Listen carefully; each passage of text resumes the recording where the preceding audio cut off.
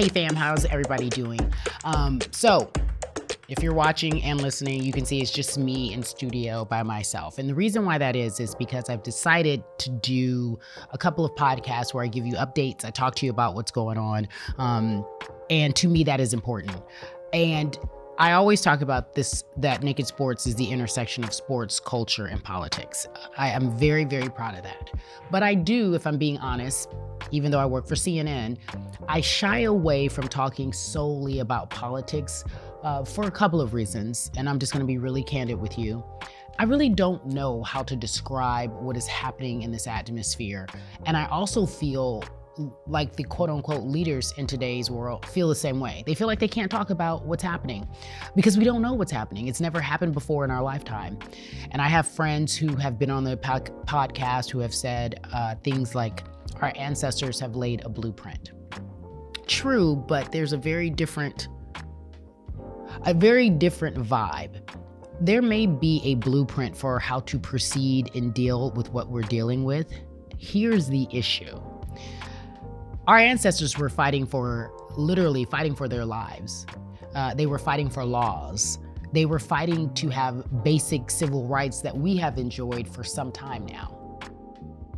And so we are a generation of people who are comfortable. And I'm talking about all of us. I'm talking about the last, my mom included perhaps, last 50, 60 years, 70 years, we are a generation of people who have enjoyed certain civil liberties, and especially starting with, I'm not even talking about baby boomers, I'll start with Gen X, the luxury. We have luxury, we make money. Black excellence is the equivalent of individual riches. 19 Keys was talking about that, and look, I don't know much about 19 Keys, and I'm not, I don't know, I can't talk about why people like him or dislike him, but what I can say is that I was scrolling on the socials, and he said something that I thought was really interesting. He said, Black excellence has replaced Black power, and we need more Black power than we need Black excellence. I think we can do both. I think it's a yes and. His whole thought was that Black excellence stands for individual riches. When we go to work, we think we are excellent, so we should be paid for our excellence. Black power is enriching our community and our culture and solidifying who we are in this world, in this America, and empowering everyone, not just an individual, and reminding our community that we have the power.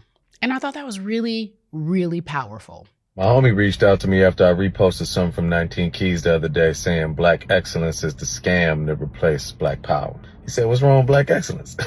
I guess to some that might be a controversial statement because we've been so deeply indoctrinated into the idea of Black exceptionalism that we think one athlete, one actor, one president, one rapper represents meaningful progress for Black people as a whole. But the studies show that Black median wealth will reach zero by the year 2053 if the current trends continue. Millions of us live in prison slave camps making lids for Starbucks cups for like 50 cents a day. The hood is as fucked up as it's ever been. But we got more millionaires than ever before. That shit is a scam. I think that's also the reason why we don't unify or strike and weaponize our labor in any of the industries that we dominate. The NBA, the NFL, the music industry. Because so rarely is one of us more than one step removed from poverty, so nobody's willing to risk it. We know we're being exploited by streaming. We make up all the labor and none of the ownership of the sports teams. Shit, I'm just thinking out loud. I'm not saying we shouldn't strive for excellence as a people or as individuals, but we cannot make the mistake of confusing one of us getting out the hood with the progress of the group. We also have to look at the success of individuals that's achieved to the detriment of the masses. We be celebrating shit just cause a nigga got some money. It don't matter who the fuck had to die. Like if niggas run around making a bag off the prison industrial complex, are we cheering that shit on? I'm not saying either or is wrong or right. I'm saying yes, both can coexist. But this week, Senator Cory Booker, and I know you all have heard about this, and I've had people ask me, why was he talking for so long? Why was he on the floor for so long? What was the point of him, talking for 25 hours and I believe it was 5 minutes. I want to make sure I don't get that wrong. 25 hours plus 5. Well, here's the significance. Cory Booker thought, well, what can I do? There's so much happening every single day. This current administration is writing executive orders, signing executive orders rather, changing the way that we live in this world in real time. And they're doing it intentionally, rapidly. They want us to be overwhelmed by everything that is happening, so we don't know where to fight. We don't know where to go. And by the way, it's working, I think. There are so many things happening, new laws that are quote unquote in place. We're watching plain clothed ICE officers walk up to students on campus and arrest them and take them away like it's a movie. It looks like a movie. Most recently, ICE officers detained a dad out of Maryland who was an American citizen, sent him to Venezuela, and now he can't come back because he's in Venezuela in a prison, and they're not going to extradite him back. They have a totally different legal system. Can you imagine walking down the street, a plainclothes officer walks up to you and says, "Come with us. We're taking you. We're detaining you. You're being deported because you are, in this particular case, a member of some Venezuelan gang, and you're a threat to society," because that's what they said. That sounds feasible, but it just wasn't true. And what concerns me is that we're all just going on about our day. We just living our lives and nothing's happening. So Cory Booker has been able to document all of these instances as an elected official. And so he created this binder, this folder, where he was able to tell the stories of his constituents, tell the stories of people who have been treated unfairly, whether it be illegally detained and or deported, whether it be you lost your job as a federal employee, whether it be you were certain rights were taken away from you because you were Black or brown. Now they're talking about getting rid of the Smithsonian, the African American Smithsonian. Are you kidding me? The African American Museum at the Smithsonian? Like, can you imagine? And he just for 25 hours talked about why this country is in a state of an emergency. And he talked about different instances that happened to the people of America, citizens like you and I. Take a listen. I rise with the intention of disrupting the normal business of the United States Senate for as long as I am physically able. This would be a crisis for elder care. This would be a crisis for disability services. What it is, when a nation isn't taking care of its elders, it's a crisis of our national character. Why are so many women dying in childbirth and in the postpartum period in America? Shameful. And now, I just found out that the community violence intervention money that you allowed me to fight so hard to get into that bill is being clawed back by Donald Trump. They're writing me letters with words like fear and terror. They're talking about staying up at night and not being able to sleep because they don't have a president that comforts them. Side note, not only did Cory Booker set a record for the longest Senate speech in history on Monday and Tuesday by holding up the chamber's floor for more than 25 hours, he also didn't take a bathroom break. How you gonna do that? Ain't no bathroom break? How do you physically prepare for that? That has nothing to do with what we're talking about. But I'm like, yo. But someone did ask, and he was just like, I'm a former athlete. You know, he played football. He's a Rhodes Scholar. He went to Stanford. He put all of his skill sets in place for this particular speech. Now, the reason why he did it for 25 hours plus was because he wanted to break a record. This is something that has been done before on the Senate floor. When people want to protest, one individual elected official wants to protest what they feel isn't right.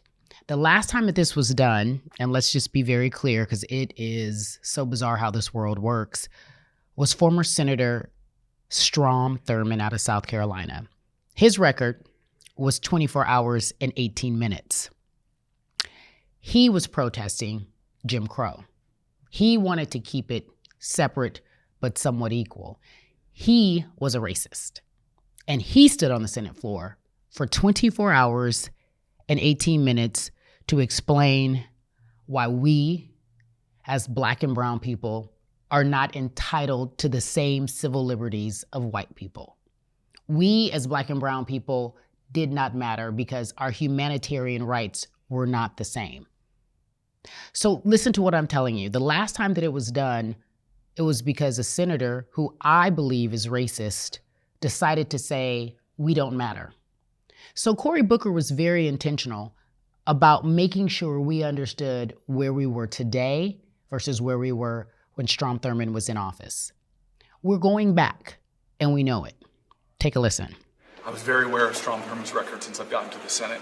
I always felt that it was a strange shadow to hang over this institution, that the longest speech, with all the issues that have come up, all the noble causes that people have done, or the things that took to try to stop. I just found it strange that he had the record. And as a guy who's grew up with legends of the civil rights movement myself, of my parents and their friends, it seemed wrong to me. It always seemed wrong. I had this hope that Chris Murphy would do it, actually. So I definitely had it on my mind, but as Chris and I joked, I'm 9 years older than when he and I did it for 15 hours, and my back was sore and my legs were hurting, so I just didn't know if I could.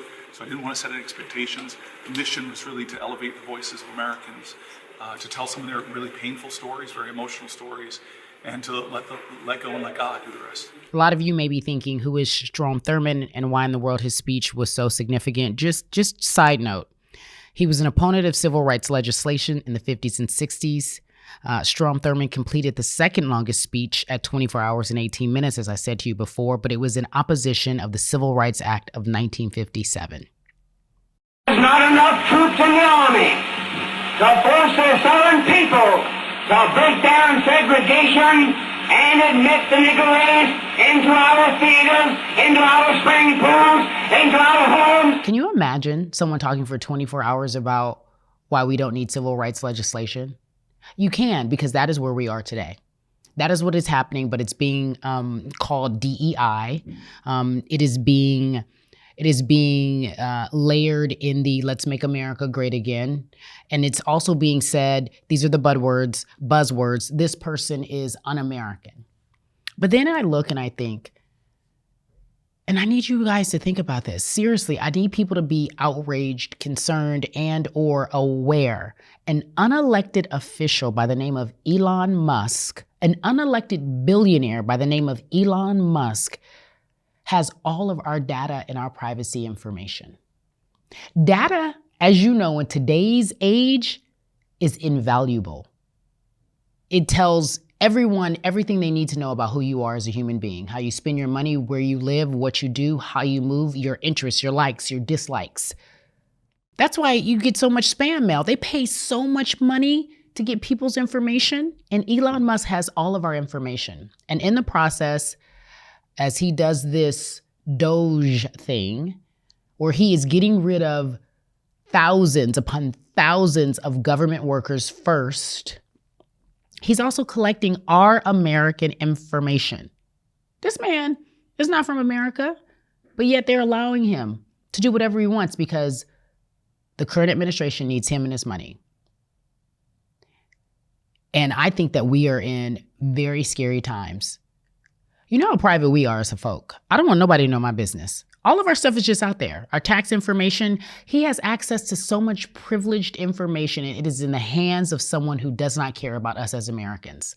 And while he is literally firing and getting rid of thousands and thousands of government employees, he continues. He's a perfect example of someone who continues to become a billionaire off of this country. Do you know how many federal government contracts he has? Elon Musk would be going back to the private sector in the near future, where we're just hearing from a senior White House official that the president did tell his cabinet back during a meeting on March 24th that Elon Musk, who heads up Doge and of course has become a key figure in this administration, that he would be going back to the private sector. And the White House official tells me that this would be at the end of his 130 days as a special government employee. Of course, that would be in late March. So, of course, Kate, this comes on the heels of that special election in Wisconsin yesterday, where Democrats are seeing that as a win. Elon Musk, of course, spending millions, his PAC spending millions of dollars on that state Supreme Court race, and that his candidate lost significantly in that race. With all of the different outliers that he's able to bring to this country in terms of all of his new information, because he is a genius, because all of his new tricks and trades and robots, because he is a genius, these contracts are being given to him. He has billions of dollars worth of federal government contracts while getting rid of federal government employees. I don't know why that's not odd to anybody, but just me. Side note. So now Cory Booker heard the cries of his constituents. Go out here and say something. And while people are like, talking doesn't do anything for 25 hours, it does do something. He stood on the Senate floor and called a thing a thing. He stood on the Senate floor and said, this isn't right. And we are seeing every day how every time someone speaks out, they become a target. And he was like, I'm all set. If I got to be a target, fine.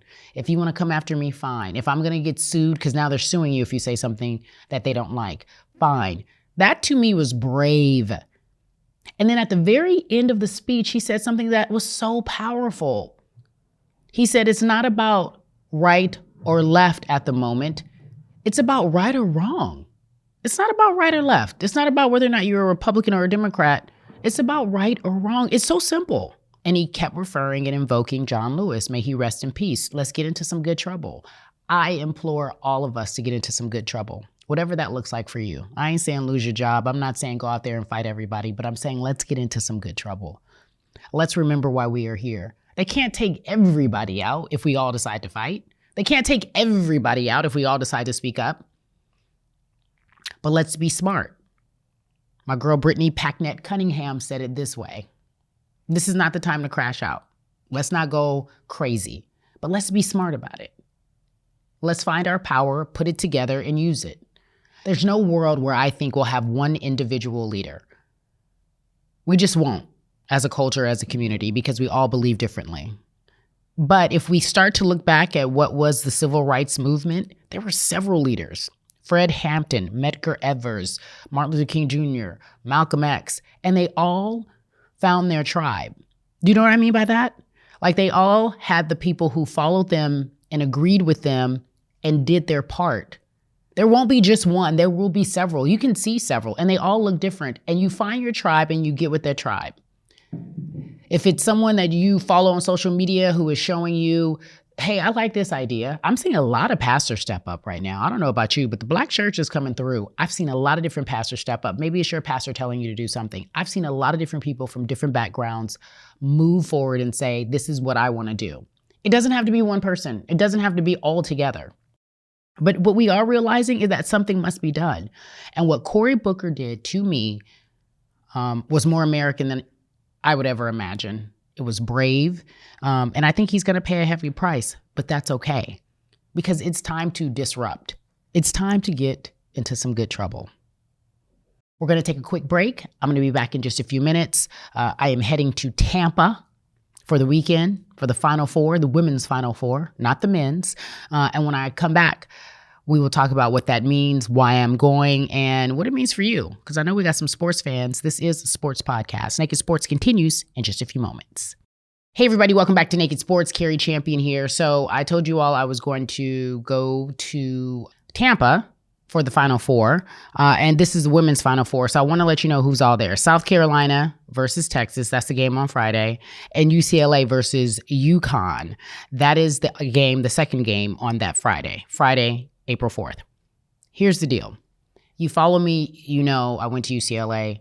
I am arguably the most annoying fangirl for UCLA. I get on social media, I laugh, I talk trash. When we lose, I'm a sore loser. I'm not a good loser in any capacity. I'm not the person that's like, okay, you know what, thank you, it's just an honor. No, I'm annoying, I'm mad, I'm cussing y'all out. I don't want to hear about it. We lost, I'm bummed. We win, I'm happy. So, shout out to UCLA. Head coach is Corey Close. She won Naismith Coach of the Year. Man, did she need that, and man, did she deserve that. I'm so very happy for her. Lauren Betts, clearly one of the best players in college basketball. Our center, I want to say she's 6'6", big girl, but one of these amazing players where she won Defensive Player of the Year, Naismith Defensive Player of the Year, and that's a huge award for her. I am congratulating you all. I'm saying this and I'm talking to you right now before I head out to Tampa. I want to say UCLA is going to win. I believe in my heart they are going to win, but I also know that's an emotional pick. I am an emotional person, and that is an emotional pick. I wore my wife beater today because I needed to get gully because I'm tired of people talking trash about my school, okay? I'm tired of y'all talking trash about UCLA. There is something about UCLA that makes people feel like they're not hood enough. They're not gangster enough. They ain't got it, you know, that, Okay, that's fine. I concur in some areas, but the disrespect that my school is getting on my damn nerves. It really is. Y'all overlooking my school. And I love me some Dawn Staley. Y'all know I love Dawn. Y'all know I love Dawn Staley. I root for her, but I can't root for her. Not this weekend. I can't root for her unless UCLA gets knocked off. Let's set up some parameters here. UCLA is playing UConn. We all know that UConn has that superstar in the name of Paige Bueckers. This is her last year. She's going to the W. She is a phenomenal player. Paige Bueckers, and I got to talk about her for 5 minutes, is this force. But not only is she a force on the court, off the court. She talks about her love for the Lord. We all know that her stepmom is Black. We all know that her stepbrothers are Black. We all know that she has been raised in a family where she understands what it means to be a Black woman in America, even though she is white. We all know that she has been an advocate for Black women. When she first won her ESPY award, Outstanding College Player, the first thing that she got up there and said, I want to give some props to the Black women who made this game what it is today. What? The light that I have now as a white woman who leads a Black-led sport and celebrated here, I want to show a light on Black women. They don't get the media coverage that they deserve.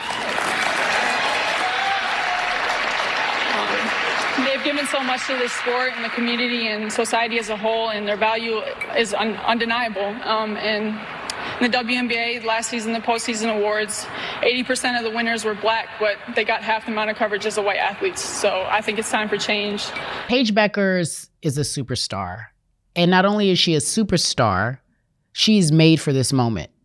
She understands what it means to be the face of a program. She also understands what it means to have white privilege. She also understands what it means to make sure she lifts up everyone around her who doesn't look like her, because oftentimes Black women, especially in sports, especially in the WNBA, are ignored, are vilified, as we have seen and talked about on this podcast ad nauseum.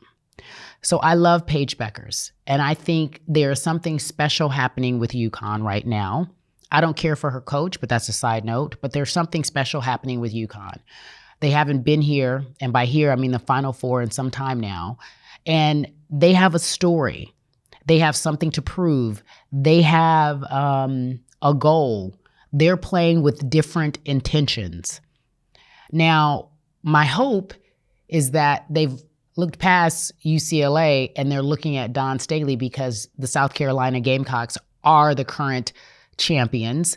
And so perhaps they are more focused on Dawn and South Carolina. And then as a process, UCLA wins because we are focused on UConn.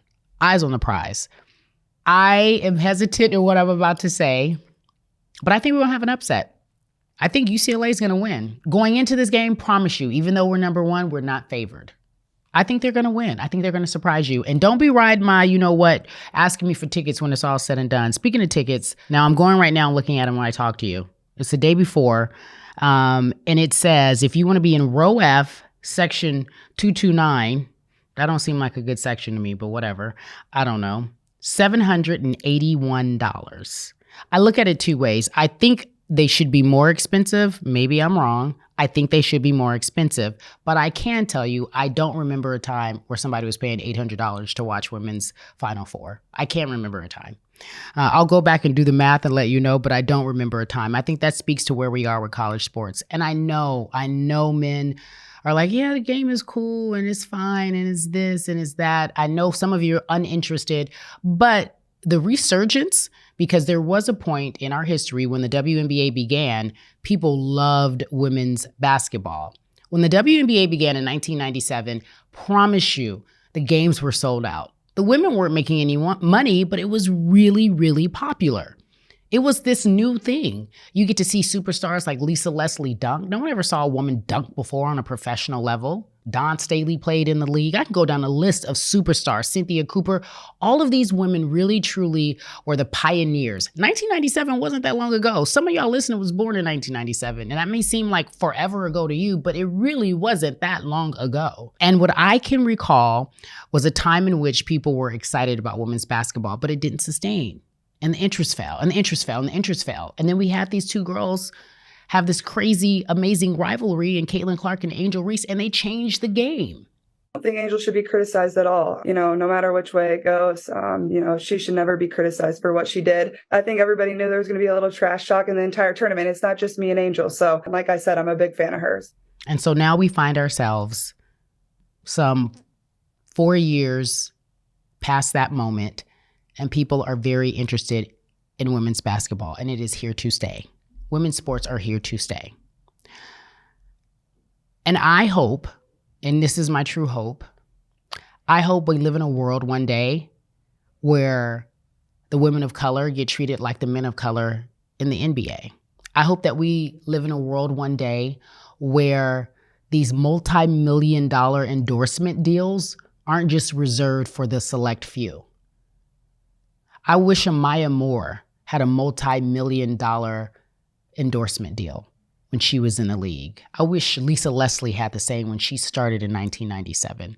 I wish women right now who are playing at the highest of levels could say, yeah, I have an endorsement deal worth $5 million for 5 years, which is $20 million like a Caitlin Clark got from Nike. I wish there was this onslaught of interest in the women who helped build this game, who aren't mainstream, if you will, who don't look like Caitlin Clark, who don't look like Paige Bueckers. Women's sports has come a long way, but you have to start acknowledging the women who helped pave the way. And you have to start acknowledging the players who have been doing it from day one. It hasn't happened yet, but I'm here to support, and I'm asking you to support. So this weekend, I'm watching the Final Four. I hope you do. I hope that you continue to support the women of this league and other sports that have women in it. It's just insane. It's just insane that we have to find a way to have people pay these women. For the 2024-25 NBA season, that's current, the league minimum salary for a player with 0 years of experience, cero en español, $1,157,153. And it increases based on years of service. While the women, their rookie season, $70,000. And I already know what you're about to say. Oh, they don't make any money, so why should we give them more money? The women's game doesn't make any money. Yeah, okay. That's just not true. Give it the attention, and as you can see, it will make the money. We got to start from scratch, though, because we've been invested in this much, zero much. No one's been investing in women's sports, so that's why it's that way.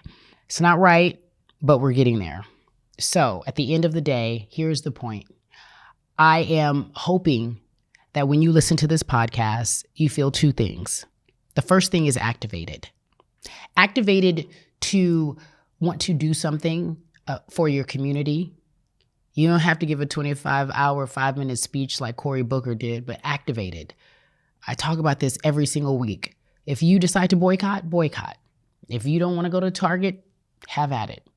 If you don't want to shop at Amazon, have at it. Side note, Amazon has us in a chokehold, in a full chokehold, because I can't give up Amazon just yet, because I would be a hypocrite.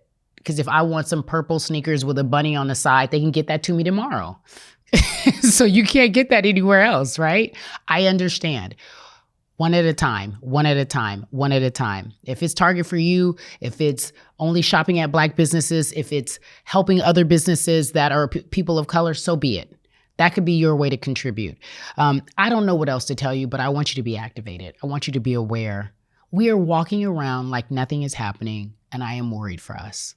And I'm not just talking about Black folks. I mean, as a society, we're walking around like nothing is happening. We're walking around like a plainclothes ICE officer couldn't walk up to you today and literally say, come with me. Another thing about that, well, since I'm here, they're going to find the right one with the right time, and it ain't going to go well. And I'm not promoting that, and I'm not wishing that on anyone. But imagine someone walking up to one of your boys that you know that carries. And they like, come with me, sir. And he just has on some khakis and a t-shirt and is not aware of what's happening. And anybody can get a fake ass badge. You don't know if it's a real badge. That's going to go real left real quick. Somebody's going to have the time. And we will see, you mark my words, how this unconstitutional process will play out on the streets in front of us everyday Americans. or maybe on a subway stop since I'm here in New York, or maybe at someone's college where one of these radicalized kids feels away. It's not going to be pretty. And so I'm asking you to feel like you can say or do something. Call your local congressman, Google it. You can find it, it's there. Do whatever it takes, but get activated, get aware, because they are coming for us. And we are still worried about what we're going to wear tomorrow, what trips we're going to take, who's fighting on social media, who's in the middle of an argument, who said this on Real Housewives, who said this on that show. Pay attention. I mean, we don't have the luxury not to pay attention. So that's the first thing I want y'all to do, be activated. The second thing, and I'm talking to myself while I'm talking to y'all, because I was watching Real Housewives. Shout out to my best friend Bozema, who's on the show. I'm planning trips. I'm trying to go to Portugal. I'm not trying. Look, I'm doing the same thing. I'm saying this to y'all because I am saying it to me. And then the next thing I need y'all to do is support women's sports. You really do. It'll make this world a better place. It just will. And it's good. And the quality is there. And it's always been good. And if in fact we start to support women's sports, you start to support the women you work with, you start to support your mother, your sister, your girlfriend, all of the women in your life will start to matter in a different way if they don't already. And I'm talking to myself for that way as well.